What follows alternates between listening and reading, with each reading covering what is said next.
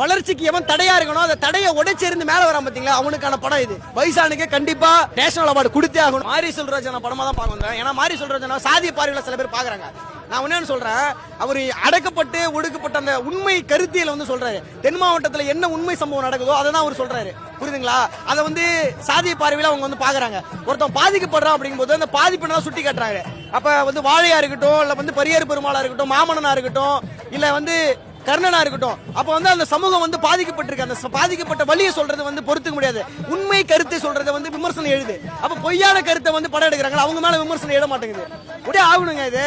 என்னங்க, ஒரு வாழை வந்து எவ்வளவு பெரிய எமோஷனல் மூவி நல்லா தெரியும். லாஸ்ட் எண்ட்ல அதை விட எமோஷனலா, ஹாப்பினஸா, மோட்டிவேஷனா வந்து என்னென்ன சந்தோஷம், எல்லா நெருக்கடிகளிலும் வந்து முறியடிச்சுட்டு ஒரு படம் வருதுன்னா அந்த படம் தாங்க. அந்த படத்தை வந்து என்னங்க இதுக்கு நேஷனல் கொடுக்கலாம். என்னங்க நேஷனல் அவார்டு கண்டிப்பா கொடுத்தே ஆகணுங்க.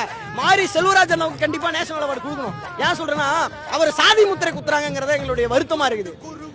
சாதி முத்திரை குத்துறாங்க தெரியுமா, அதுதான் வருத்தமா இருக்குது. உண்மையா சொன்னா சாதிக்காக சாதி படம் எடுத்து அவர் வந்து வளரக்கூடியவர் கிடையாது.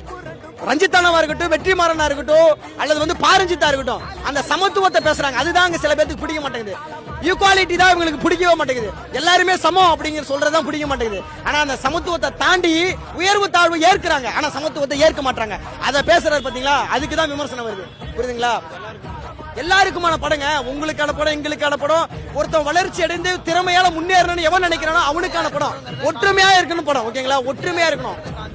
அதாவது எவன் வந்து ஒரு இடத்துல வந்துட்டு பாதிக்கப்பட்டு எவன் நெருக்கடியில சூழ்ந்து கிடக்கிறானோ, வளர்ச்சிக்கு எவன் தடையா இருக்கணும், அந்த தடையை உடைச்சிருந்து மேல வரான் பாத்தீங்களா, அவனுக்கான படம் இது. பைசானுக்கு கண்டிப்பா வந்து நேஷனல் அவார்டு கொடுத்தே ஆகணும்.